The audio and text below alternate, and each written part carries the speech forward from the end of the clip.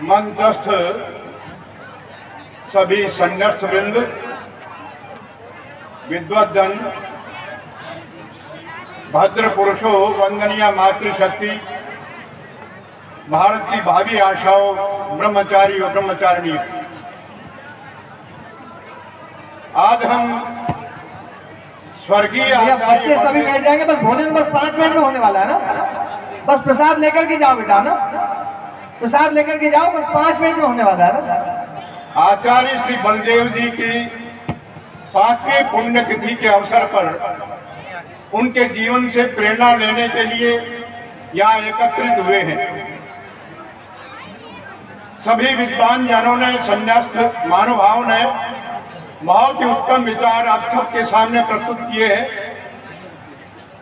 पूज्यपाद आचार्य जी महाराज एक बात विशेष करके कहा करते थे कि सभी संप्रदाय और सभी व्यक्ति अपने अपने संप्रदाय को, अपने अपने मत पंथ को बढ़ाने के लिए लगे हुए हैं। तो हमें भी चाहिए कि संन्यास्त वृंद को हम बढ़ाएं। तो इसके लिए मेरा आप सबसे निवेदन है कि हम वैदिक धर्मी आश्रम व्यवस्था को मानने वाले हैं, वर्ण आश्रम व्यवस्था को। यदि वैदिक धर्मी वर्णाश्रम व्यवस्था को वास्तव में अपने जीवन में नहीं अपनाएंगे, अन्यों से किसी से अपेक्षा नहीं हो सकती कि इस विषय में समाज आगे बढ़ेगा। जहां आश्रम मर्यादा है 25 वर्ष तक ब्रह्मचर्य काल, 50 वर्ष तक गृहस्थ आश्रम और 50-60 वर्ष से ऊपर वानप्रस्थ आश्रम और उसके उपरांत संन्यास आश्रम, ये आश्रम मर्यादा जब तक समाज में नहीं पनपेगी तब तक हमें जो विचार करते हैं, पूज्यपाद आचार्य जी महाराज ने जैसे आंदोलनों को उठाया और आंदोलन लड़े, आंदोलन चलाए और उन्हें सफलता प्राप्त की, उन आंदोलनों को यदि आर्य समाज जिस प्रकार से आज मंच पर सभी संन्यास्त वृंद बैठा है और संपूर्ण आर्य समाज एक दिखाई दे रहा है, इसकी महती आवश्यकता है।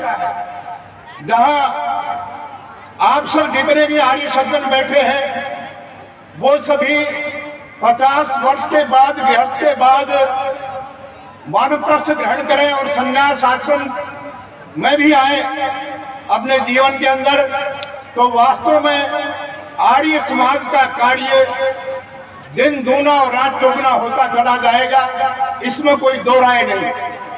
आज संगठन की आवश्यकता है और सन्यासियों की आवश्यकता है समाज के अंदर, जो सही मार्ग समाज के सामने रख सकें। तो इसके लिए आज एकजुट होकर के आर्य समाज को, जिसकी महती आवश्यकता है समाज में, जगह जगह सुनने को मिलता है कि आर्य समाज विखंडित है, बटा हुआ है, अनेक वर्गों में विभाजित है। तो जब तक आर्य समाज एक नहीं होगा, जिस प्रकार से आज हम एकत्र हैं यहाँ, इसी प्रकार मैं चाहता हूं कि आर्य समाज इकट्ठा होकर के और आंदोलनों को अपने कंधों पर लेकर के आगे बढ़े। तो ये कोई शक्ति नहीं हो सकती हमारा आंदोलन फेल हो जाए। हर कोई आंदोलन आर्य समाज के अनुसार सफल होगा और सारा संपूर्ण भारतवर्ष उसके आगे नतमस्तक होगा। ऐसी कोई बात नहीं। जब आर्य समाज एकत्र होकर के आंदोलनों को अपने हाथ में लेकर के चलेगा, तो आज इस बात की आवश्यकता है। एक बात मैं दृष्टांत के तौर पर कहना चाहूंगा संक्षिप्त से, क्योंकि समय बहुत कम है। आचार्य जी और मैं, पूज्यपाद आचार्य बलदेव जी और मैं एक बार राजस्थान बाड़मेर जिले में गए। वहां के 3 ब्रह्मचारी गुरुकुल झज्जर के अंदर शिक्षा पा करके एक गिरी संप्रदाय के तारातरा के अंदर एक मठ है गिरी संप्रदाय का, वहां से 3 ब्रह्मचारी गुरुकुल झज्जर के अंदर शिक्षित दीक्षित होकर के और अपने उधर क्षेत्र में गए। उन्होंने वहां तहलका मचाया आर्य समाज का और गौरक्षा के विषय में। उन्होंने एक बार मुझे और आचार्य बलदेव जी को बुलाया।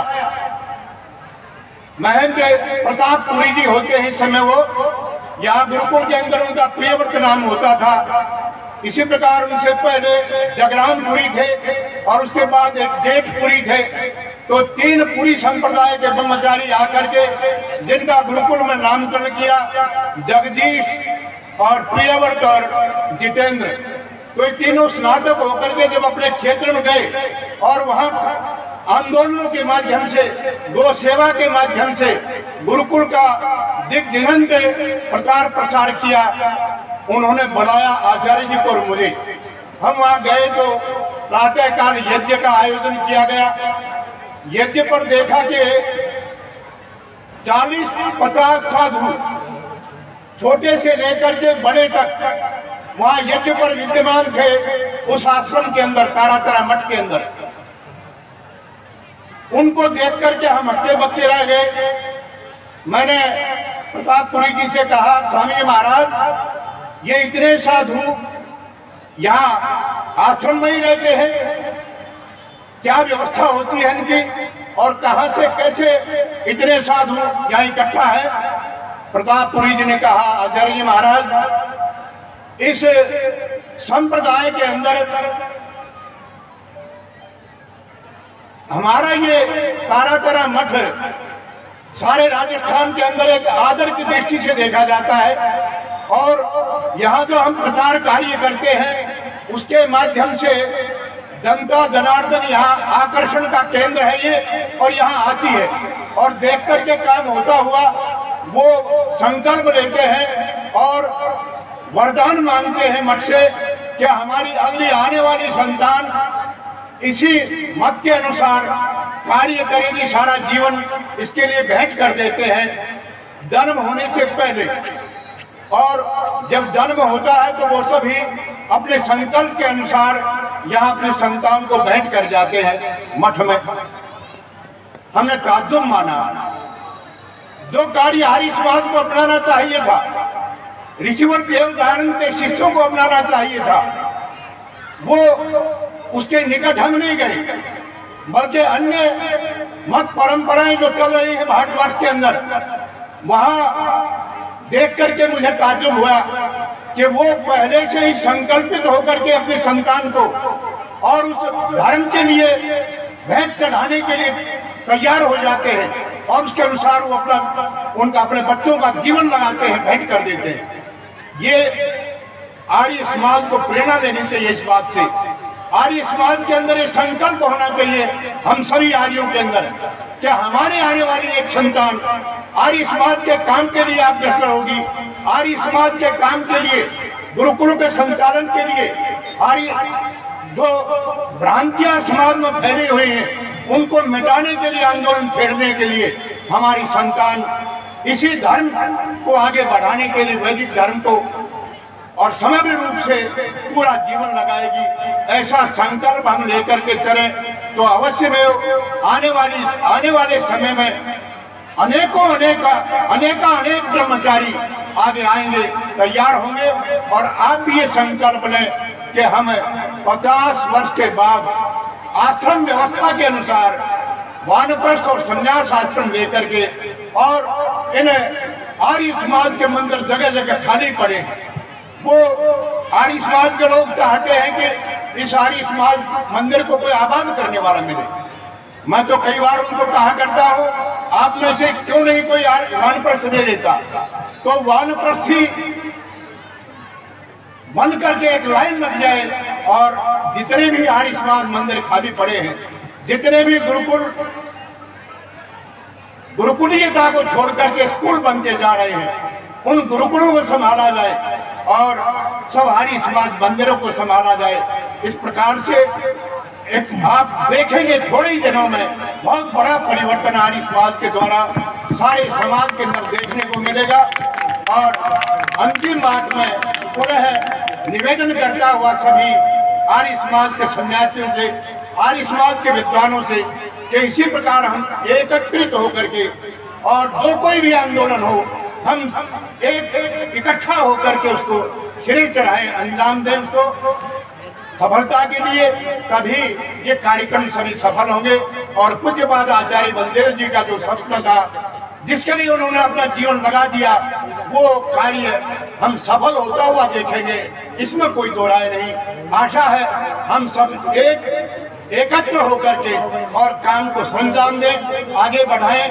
अवश्य में यही हमारी ओर से आज के पंचम पुण्यतिथि के अवसर पर, प्रेरणा दिवस के अवसर पर उनके लिए सच्ची श्रद्धांजलि होगी। ओम शांति।